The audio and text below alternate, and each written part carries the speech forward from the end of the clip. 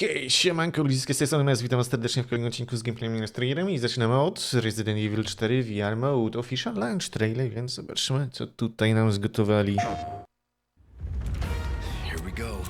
VR-kowe.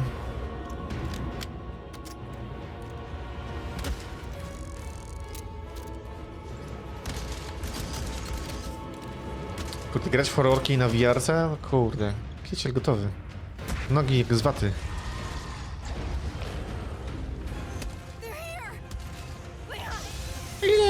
Leon, help me.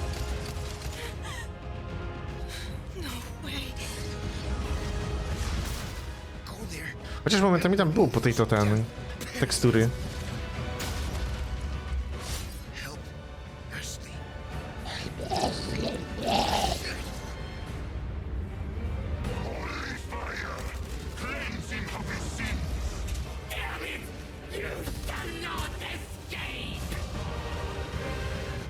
Yes, you shall not escape.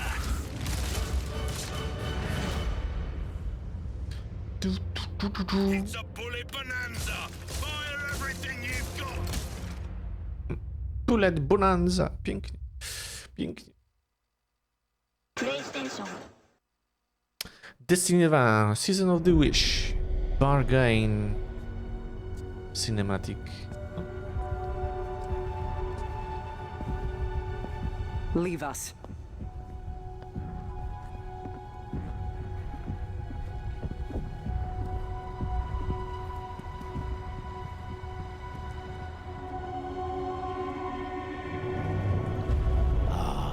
Queen Mara, what a joyous reunion.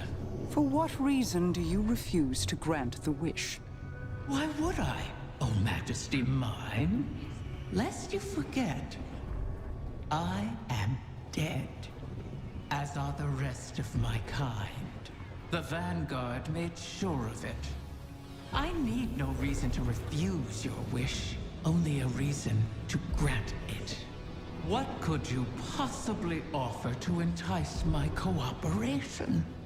It wasn't enough for your champions to slay me, but then you saw to the destruction of all my eggs. Well, not all of them. Like the one in Savathun's spire. One of many, hidden within my lair, away from your vengeful eyes. But if you were to secure them on my behalf, then you would also secure your heart's desire. And ensure that the Ahamkara live to terrorize us once again.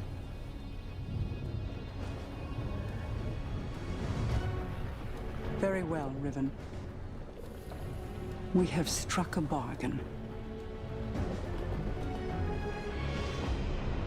O, pięknie.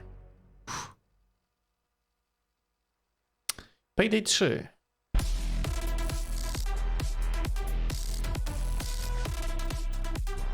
Legacy Haste.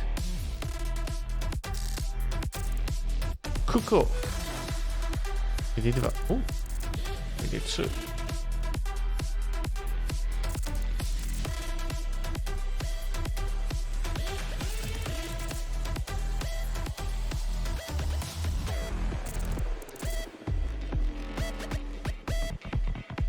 Siema, Magnum.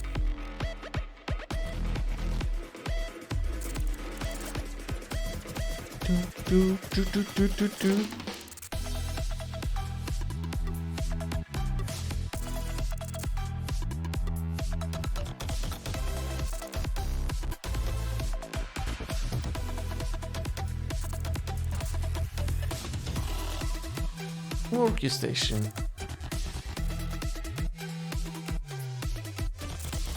No, Payday 3 to trochę wygląda jak remaster Payday 2. Zresztą remake nawet bym powiedział. Think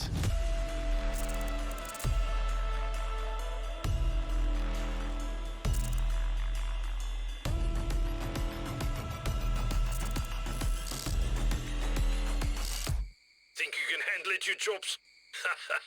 Oh no, you can. Chops, chops.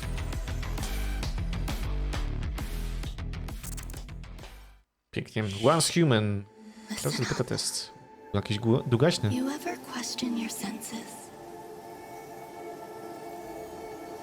Humans always rely on their senses to perceive reality, to grasp what is ordinary and familiar, or strange and mysterious. But what if human perception and reality intertwine, shaping while also being shaped by each other? Take a deep breath and tell me, is there a butterfly dancing? Do you feel the desire to describe, define, Nie. and even capture it? I've never seen a dancing butterfly. Też nie widziałem. Ani goliczkę. Repeat after me, word by word, aloud or silently in your head. I've never seen a dancing butterfly. Then close your eyes and wait until I count to 3. 1, 2, 3.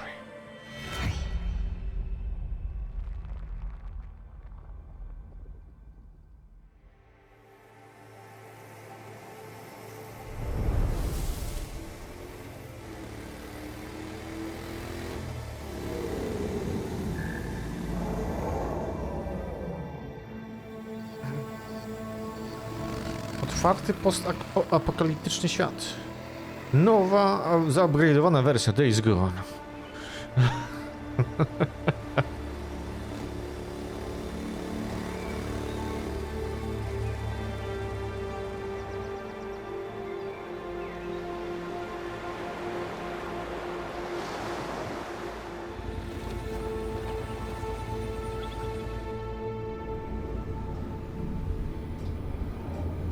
Space-time deviation detected. Please proceed. Space-time deviation.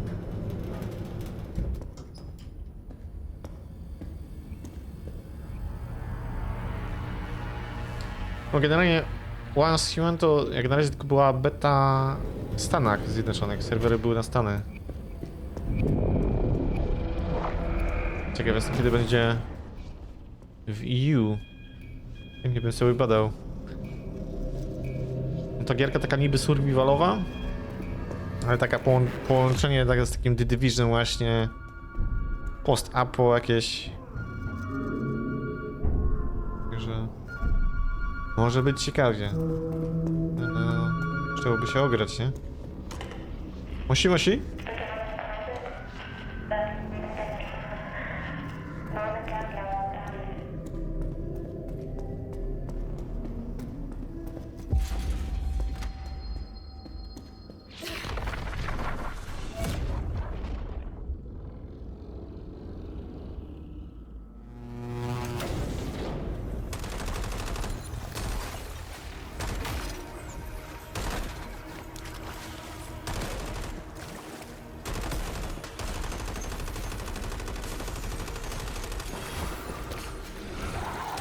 Jezus, co to za walizka? Jasny gwint. Walizka z pieniędzmi? Pluje mamoną? Kurde.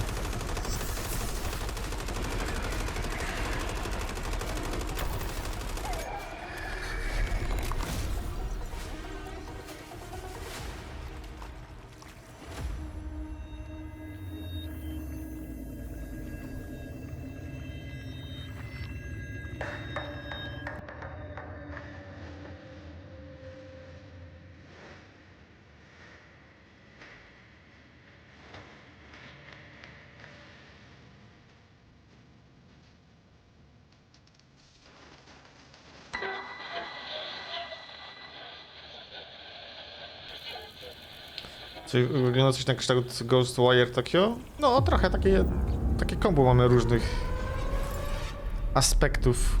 No mówię, The Division jest na pewno, trochę Days Gone mamy, Ghostwire Tokyo też troszeczkę. Że tu mamy duży różny mix, nie? Plus to jest survival, więc gdzieś tam jakieś woda, jadło pewnie i tak dalej, spanko wchodzi w grę z tego co widziałem i co słyszałem. Więc mówię, może będzie ciekawie, nie? Ale no, nie by było jakby beta była jakaś w EU, bo na razie była w Stanach Zjednoczonych.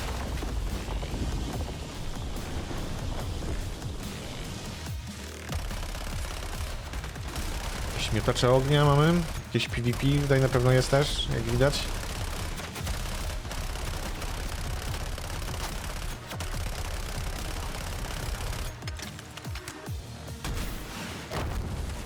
Otwarty świat.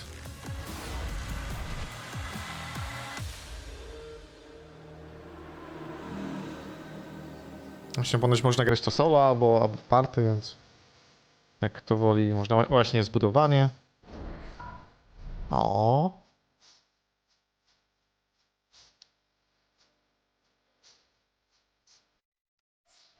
Jak też mówię, chętnie bym badał to na becie, nie? Żeby zobaczyć, czy by przypasiło. Bo coś... Butterfly effect. Oh. Catch the damn fish. Serio?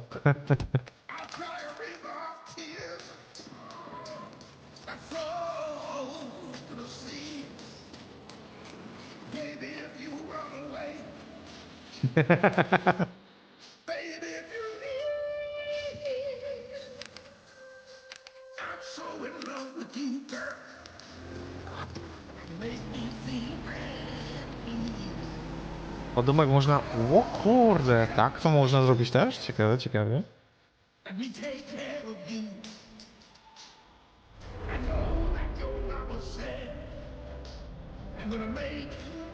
A tam co, smok?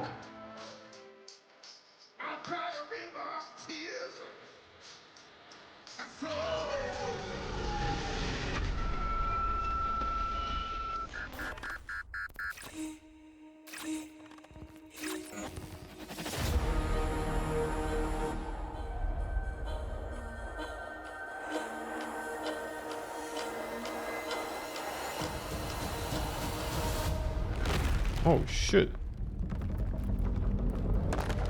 Jakieś eventy specjalne?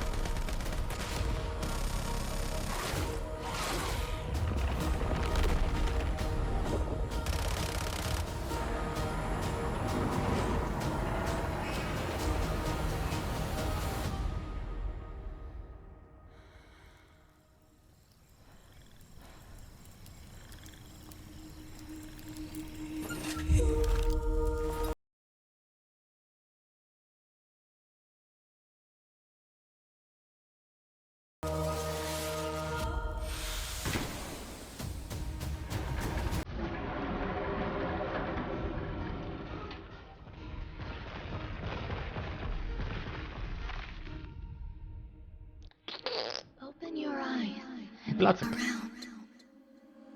The world is neither real nor unreal. It is an in-between realm you never truly arrive at. I trochę kontrola. nor depart from. A Tutaj też perception of czuję. yours and yours only. One last time. Repeat after me. I've never seen a dancing butterfly. I've never seen a dancing butterfly. I've never seen a dancing butterfly. I have seen a dancing butterfly. I co teraz?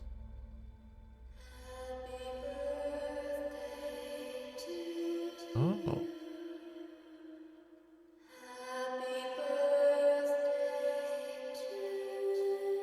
Ale to za 20 dni.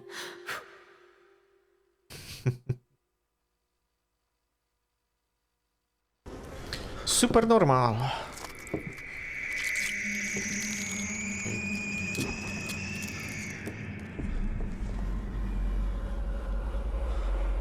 Kochanie, to ty? Kochanie?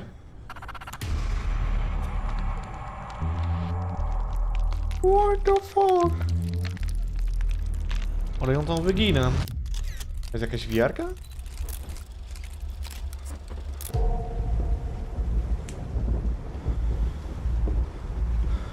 Is anyone here?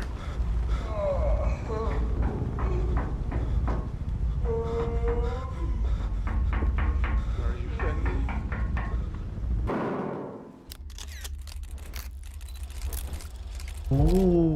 Używając mikrofonu, żebyś porozumiał się z ten. Holy shit. Can you help me?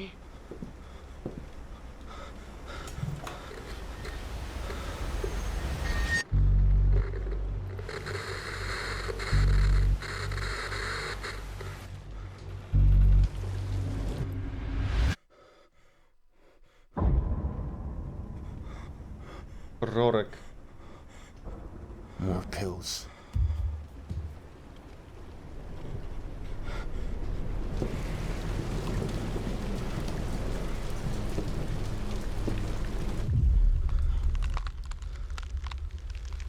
Kuźwa.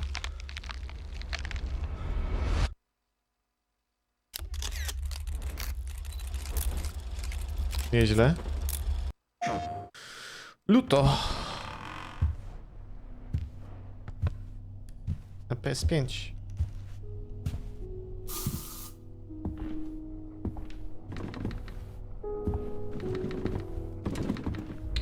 To też horror.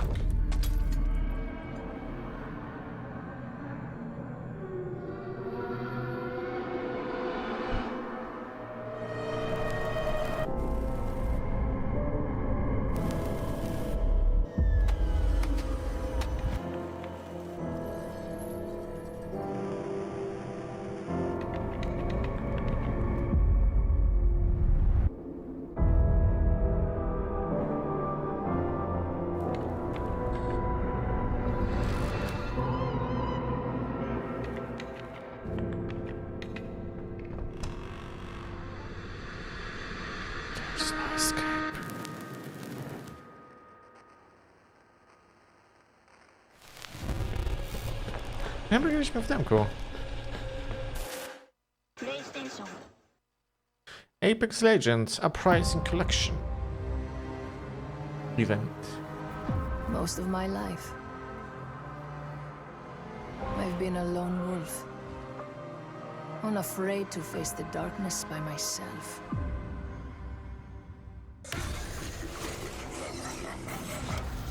But we need to face this nightmare together.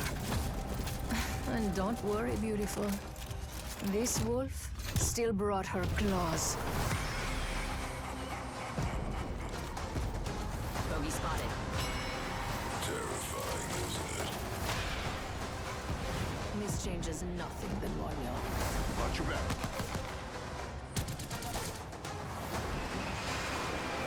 Dropship over here. We've got to move.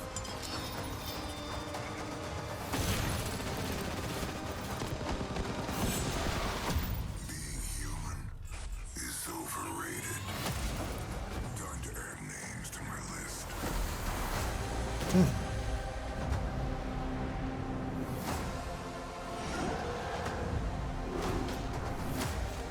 Ale tam sąsiad buruje znowu. Will not stop coming.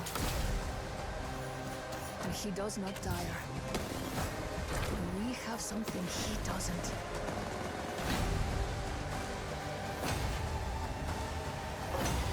Each other. Jakby Ram nie mógł burować.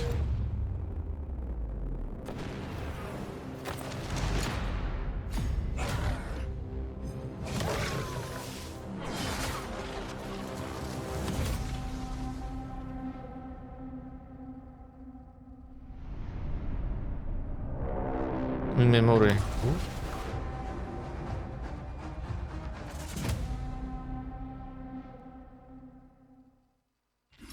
Call of Duty, Modern Warfare 3 i Warzone.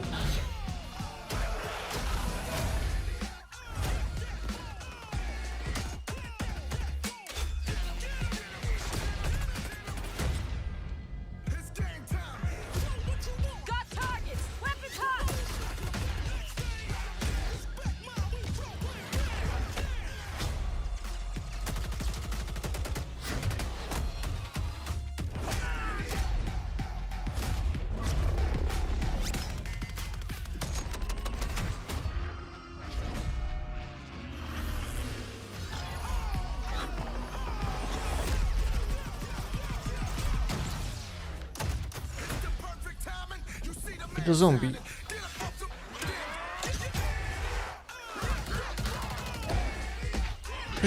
Ja.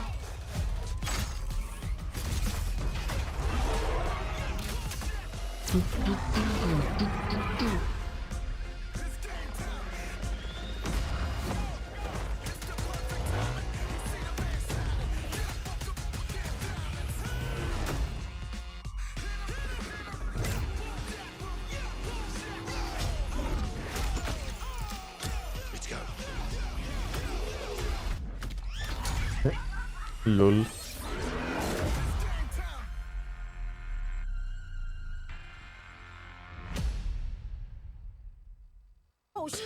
Holstein. Pomóż kobiecie w potrzebie. Beata, to ty? Podaj.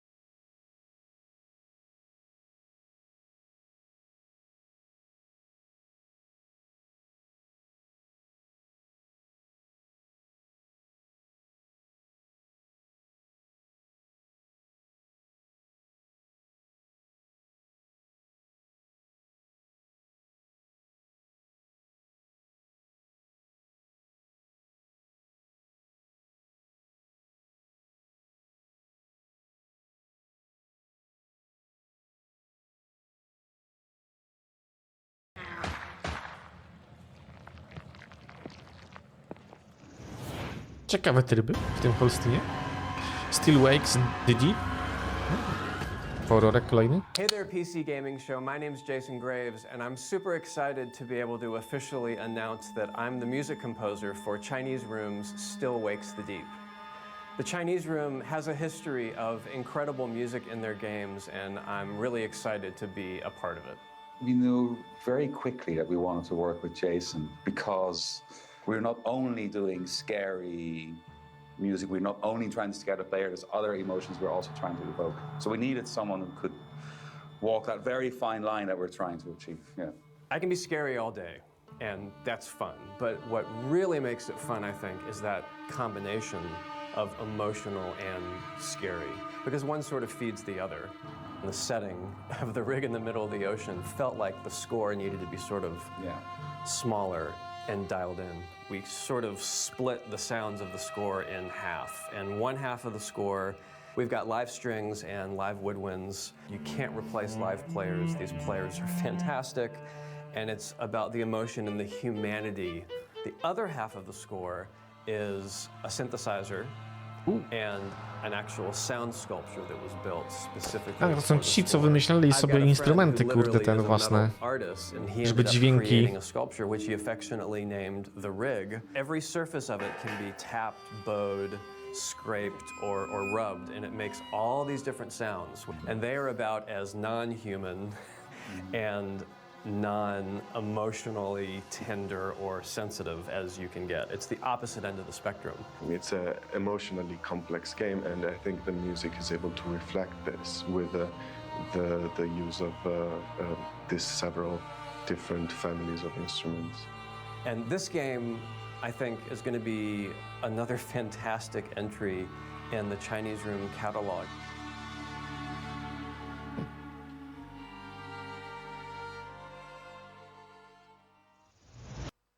Frostpunk 2. Co jakiś trailer? We survived the storm.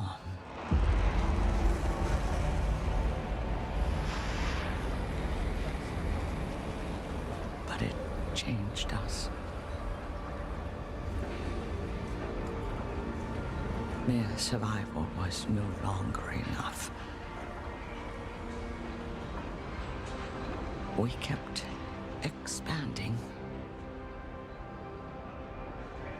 We kept More surviving. and more people. Dreaming different futures. Conflicting futures.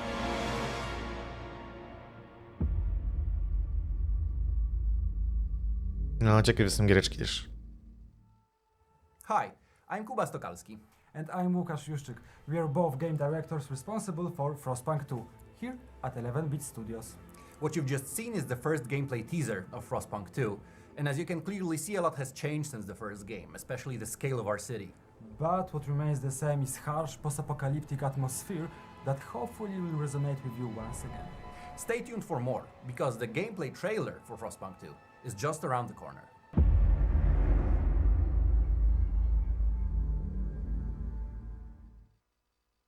If trust were ever The easy, Walking Dead it isn't anymore. Destinies. It's hard to even trust the people you love. This is not a game. My son Andre, he was my world, my peanut. This is a moment where everything can change. Or it can all just stay the same.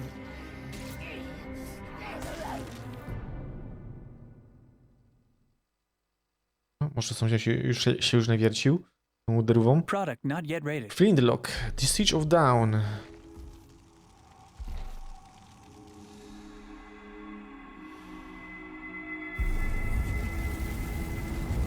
Our world is in chaos. The gods and their armies of the dead seek to rule over everything we call home. Ale tam z niego cieknie, kurde. I'll be damned if I let that happen. My name is Nor Vanek.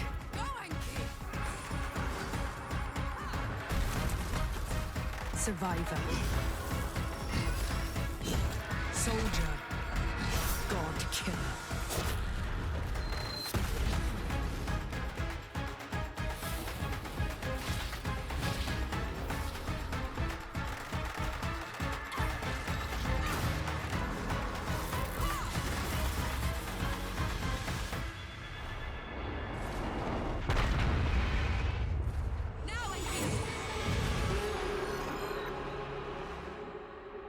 Flintlock. A latem 2-4. Zobaczymy, czy nie przełożę premiery albo coś. Vampire the Masquerade Bloodlines 2.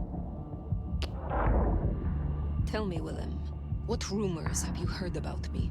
That you were there in Cairo. They called you the Slayer. And what will I be to you, Willem? And to this lonely, forgotten warehouse?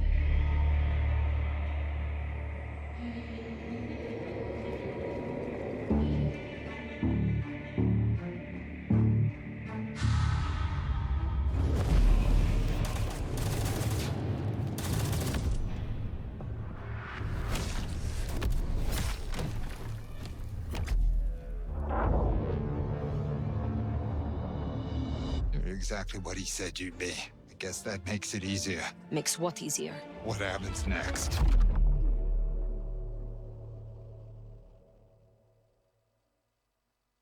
Redline. Spine. AI. I have to warn you that pressing the wrong floor may lead to unexpected consequences. Who the fuck are you?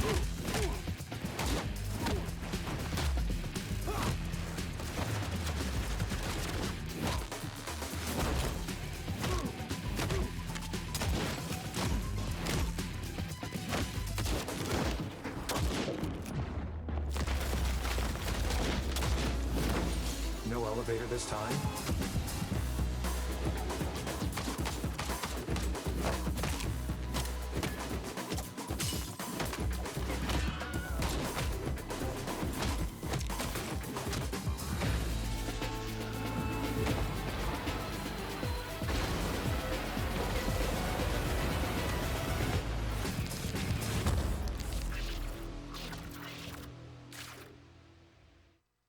Pięknie, pięknie. Homeworld 3. Behind the scenes. O!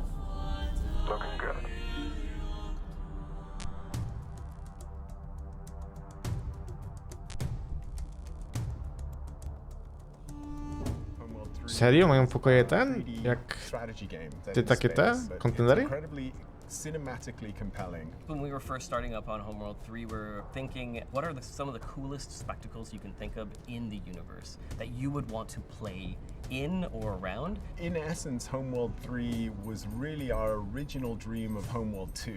The problem was, in the late 90s, early 2000s, the vision for Homeworld 3 was utterly impossible to make. Massive coronal sun ejections, massive battles in asteroid fields. Massive environments with these giant megaliths, you know, like gigantic Death Star-sized things that would create an interesting landscape for the player to move their units through. We had to wait 20 years before we could do that. So anyone who's interested in strategy or strategy-like games, we want to immerse basically anyone who loves science fiction. For us, Homeworld 3 is a love letter to the fans of the franchise that have been with us over the last, 20, 22 years. And with Homeworld 3, we want to just continue that amazing feeling that you got from playing Homeworld 1 back in the day and give that to you again. Nice. You can play Homeworld 3 at the pace that you want to play. Tactical pause are going to allow you to actually just pause the game 100%. We have a classic controls, which you'll know and love from Homeworld 2, and then we have our modern control scheme. And that one is built around FPS controls that you know and love from the games that you've played before. So MOBA players, RTS players from other games will be able to quickly understand, okay, if I want to go somewhere, I just click on this element here. Cinematic combat is such a huge pillar to the franchise. We want you to be able to get in there, find the coolest camera angle, and enjoy the spectacle. For anybody who's never played a Homeworld game, they'll be able to get right into the action. We wanted choke points. We wanted interesting strategic decision making for the player. When engaging in combat, terrain will actually matter. We have tunnels where you can actually take your fighters and frigates through those things, and that will actually To do środka ten jakiś from the enemy będzie można wlatywać. Nieźle. Actually use a larger ship to take fire for another ship.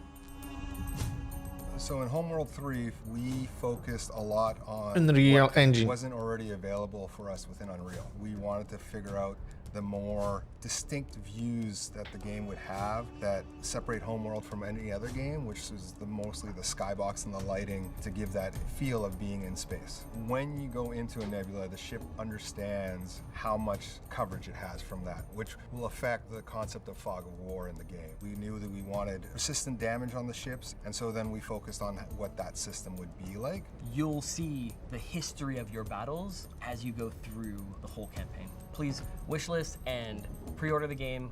We're super excited to have you. Nice.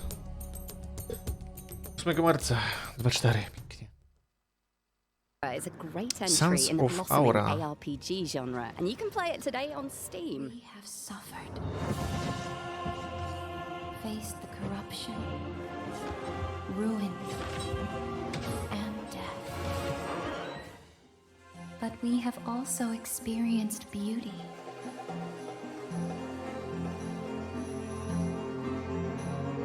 Kindness, union, and ingenuity.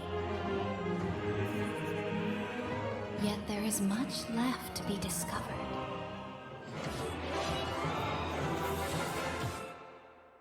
Maybe together we'll find something here worth saving.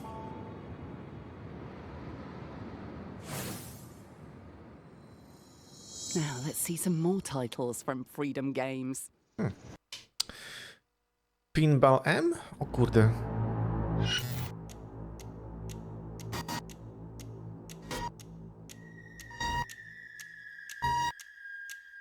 Pinball.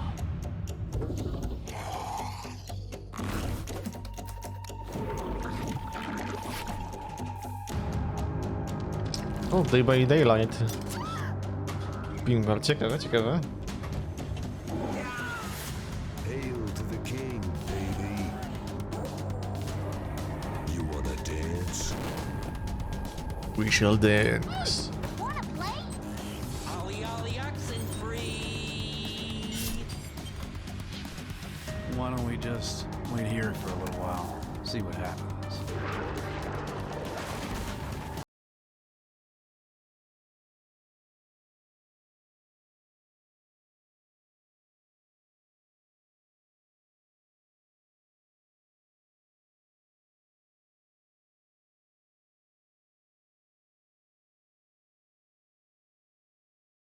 Pięknie.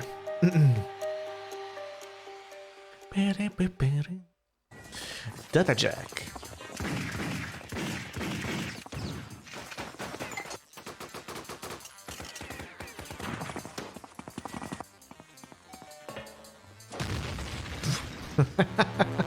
Okej.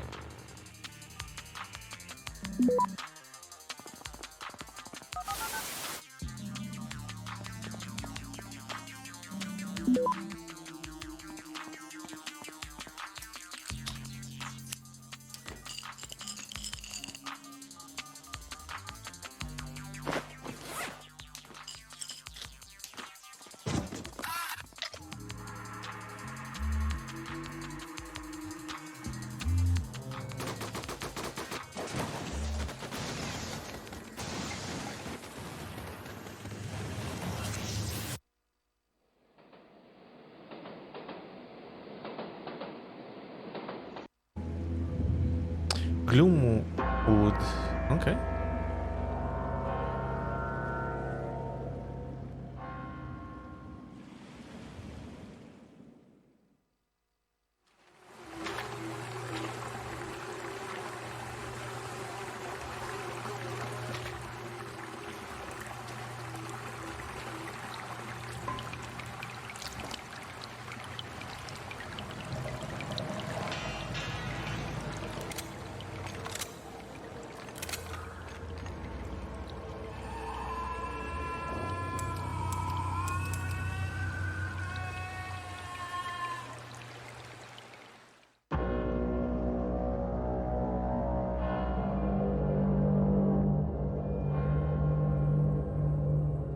Delve into the underport. Belgrade.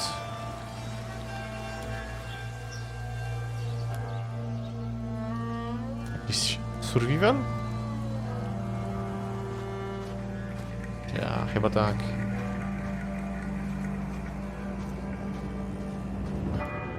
Survive and build your settlement. Tak sądzę. Jak się zapowiadało, survivalowe.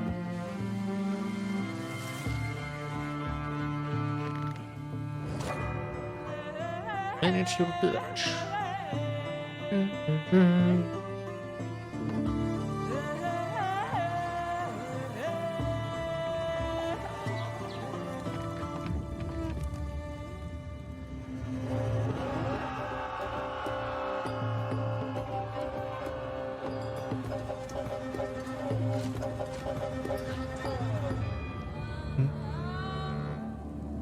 Wczesny dostęp w pierwszym kwartale 2.4. Path of Exile 2 gameplay trailer. It seems the old ways still hold some power. Some power. Infinite power.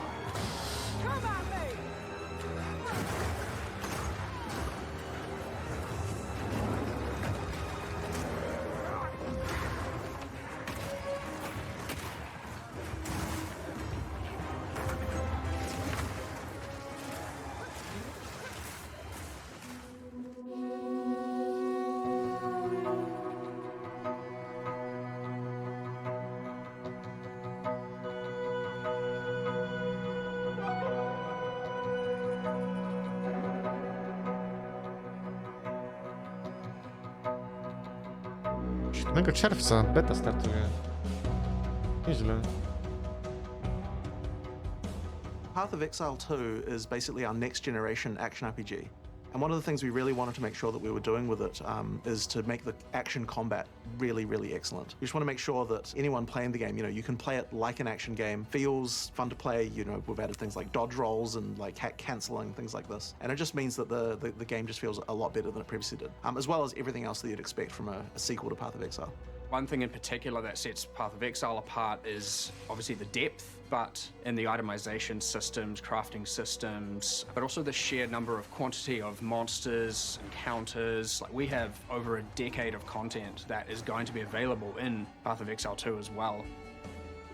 For Path of Exile 2, we really want to keep the mechanics from Path of Exile 1 that are great, but we can now have the opportunity to rebuild them or restructure them in a way that is easier to understand and much more accessible for someone coming at it for the first time, and keep that depth there, either hidden away or much more natural to understand. I think there's a big difference between depth and complexity. Path of Exile 2 in some ways is less complicated than Path of Exile 1 because we've simplified the sort of technical complexity around doing things like the way you socket skills and things like that to make it easier to understand. But at the same time, we're making sure that we keep all the depth in terms of character options and things that you can do. So everything is still there as far as like, what can I do to build my character? It's just that it is easier to do so because you don't have to be worrying, for example, about when you're changing your items that you're going to break the way your skills are working and things like that. So I think that actually new and regular players can tolerate a lot of depth. It's the complexity that we want to try and avoid.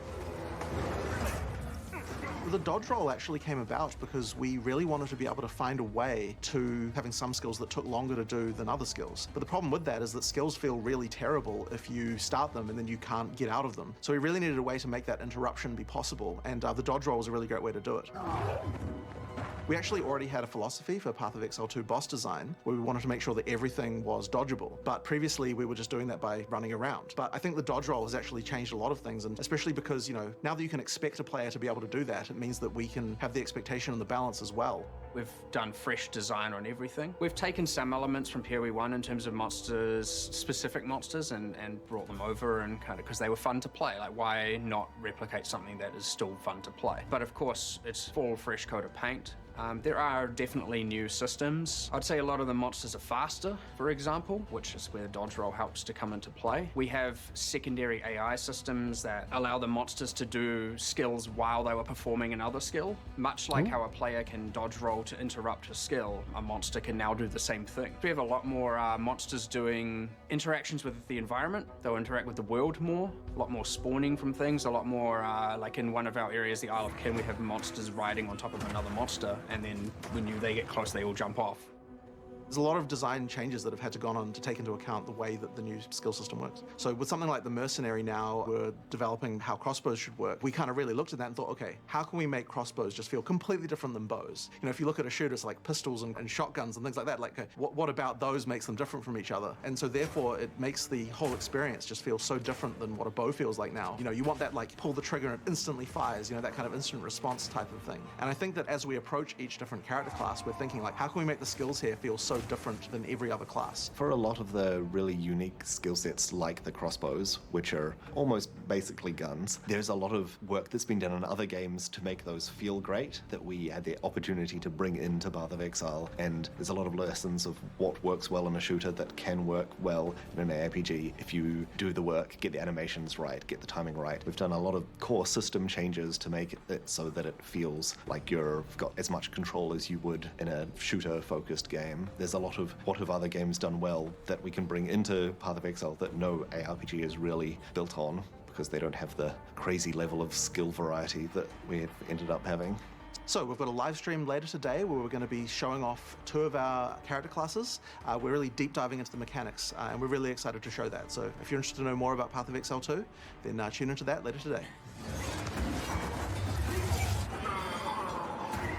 The old magics, not to be feared.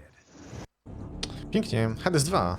After 3 years, and who knows how many deaths, we still can't get enough Hades.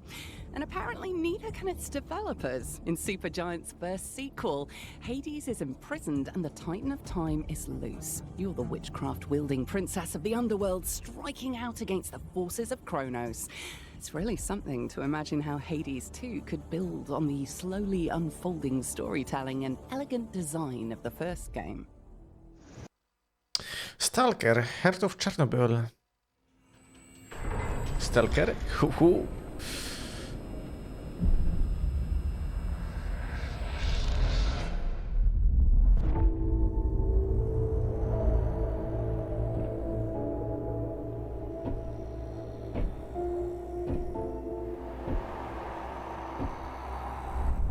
You asked me about my good luck charm. Remember? It's an empty shell. Decided to play soldier with me? Dimitri and I were just discussing a certain puzzle we found in the zone. but we can't quite seem to get all the pieces to fit. Maybe you can figure it out. It reminded me that we used to be puppets. I took just one awkward step, and my whole world plunged into darkness. I'm sorry, Strider.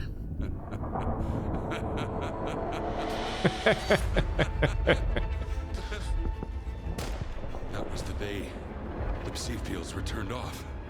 Suddenly, the voice of Monolith was gone.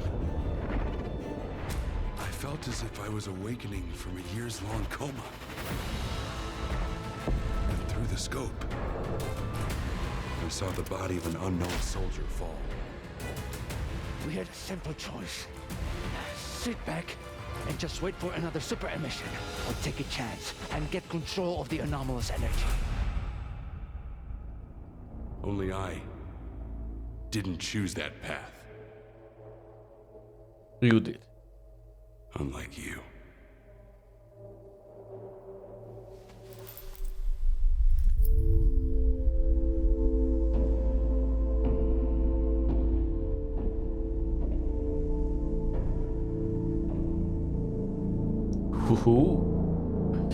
Pięknie, pięknie.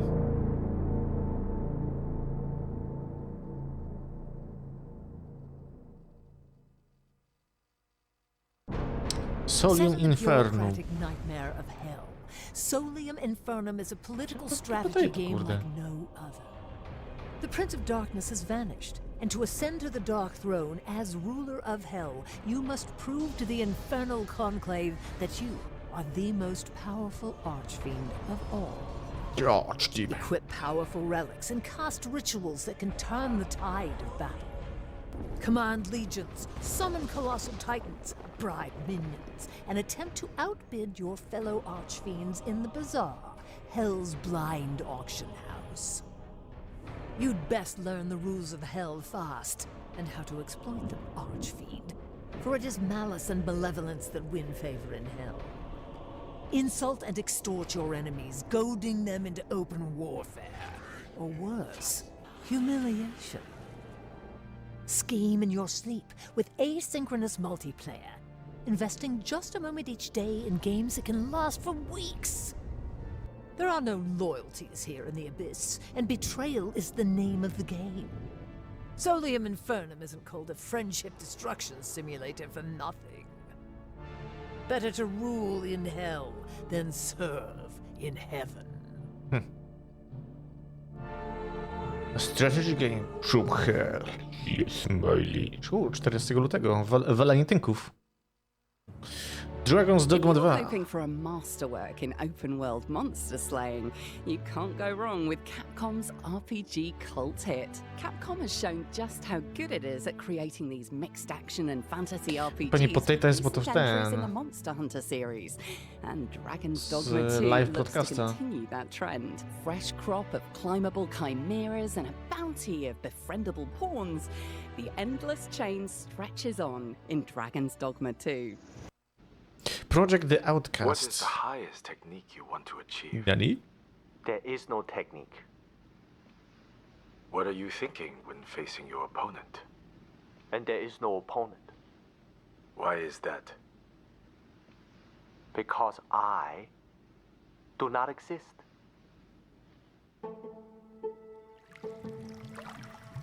A good martial artist never becomes tense. Without thinking, yet without dreaming. Kung Fu, the best example would be a glass of water. Every Kung Fu man is trying to do that. To be soft like water and flexible and adapt itself to the opponent.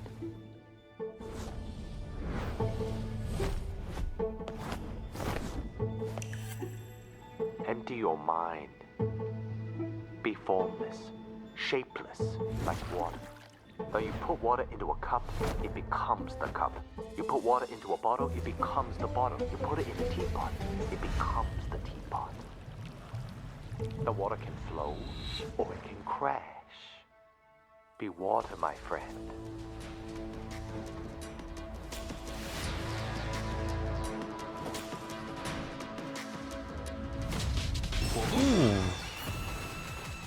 Cóż to? Widzę, że to coś na styl Sifu chcą zrobić.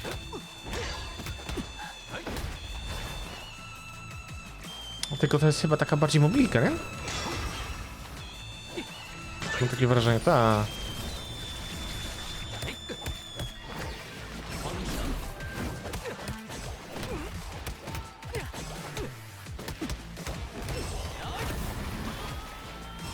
Cia.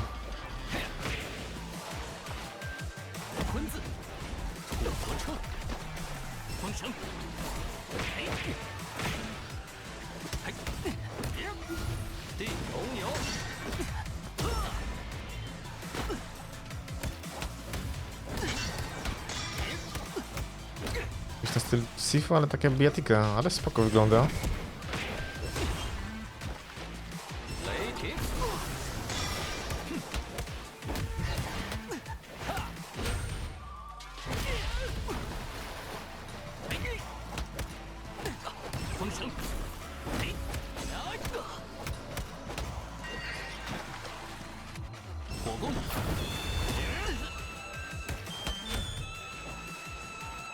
I wcale jakiegoś kosmicznego się damage'a nie robi, na go widzę. O!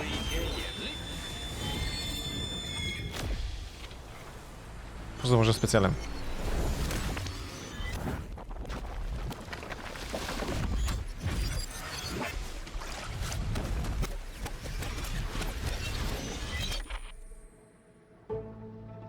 You must liberate your ambition. Not to think, to feel.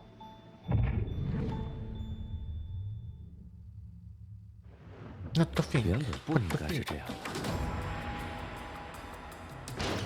把他活捉了，正比到呢。 O, jakieś story jest nawet. 说不定能查到他东西。谁时候收点利息了？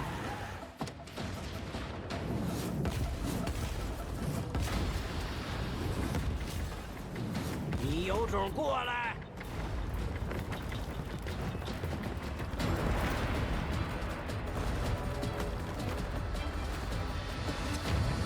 嗨，玩玩，搭上命就不迟了。So, Medieval you're looking Dynasty. for a fresh start. People of the Oxbow will welcome you with open arms. It's a great place to settle down. Start with shelter, then expand. If you are brave enough, face the challenges of the Oxbow alone, or find a team to take care of each other. And as long as you stick together, you might be able to begin your own medieval dynasty.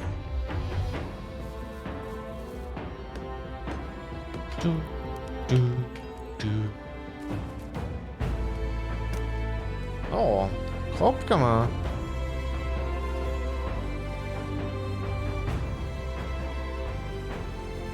A to nie jest to, co Chrostka mi pisał? A tak, nie?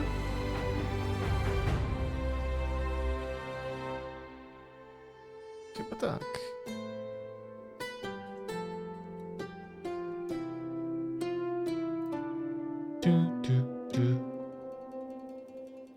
Okej. Resident Evil 4 VR Mode. Idziemy dalej. O. They don't die unless you shoot them in the face. I'm just gonna have to stab you. Ugh. I mean, he started it. I will f you up, you. LOL. Oh, it's a dog. So good. Destiny 2 Official Warlords Ruin Dungeon? Death is not the end for an Ahamkara. We'll secure the bones and make sure this can't happen again. Something is different about this one. Even like this, in its silence, it could move worlds. Nice. Alchemistas.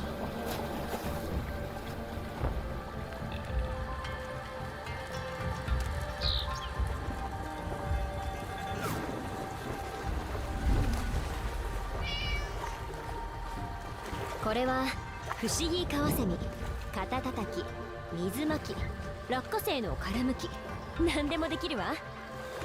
花火導流よ。自動で花火を打ち上げるの。子供が喜ぶわ。くわえ金獣は自動でお金を数えてくれるわ。ただ入れるときはいいけど取り出すのが難しいのよね。これは特にお気に入りの一つ、チクロガニよ。力持ちで人を乗せて荷物も運べるの。もし悪人の手に渡れば人を殺して略奪する冷酷な兵器にもなるでしょうね。それがからくりの道理。人はどうかしら。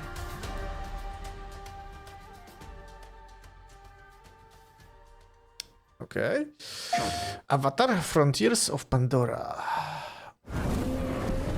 I was abducted by the RDA. For 15 years, they kept me from my world. Now, I must reconnect with my people. Now I'm free. And fight for Pandora. I am Navi. Avatar Frontiers of Pandora, available December 7th. PlayStation. Fortnite Official Chapter 5 Underground Launch.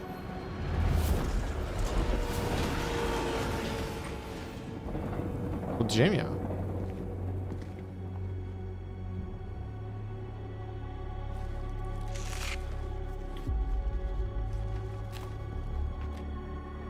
We have your banana. Na. We have your banana.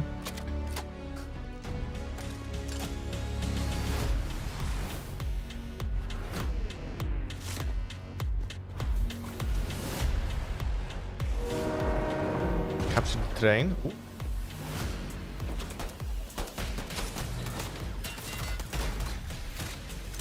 Weapon mod. Ooh. Okay.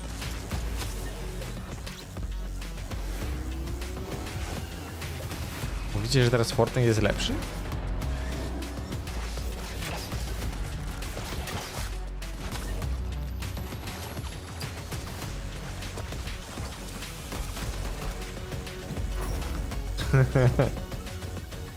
LOL. Okay.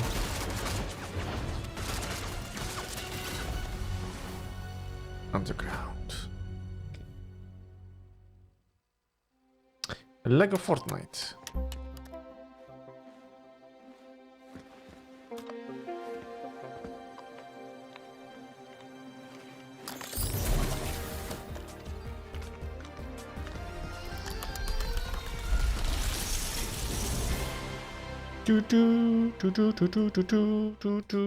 I na tym, ludziska, zakończymy nasz odcineczek, bo dobrnęliśmy do końca. Tak jest, tak jest. Także dzięki wielkie jak zwykle za oglądanie i widzimy się już niedługo w kolejnym.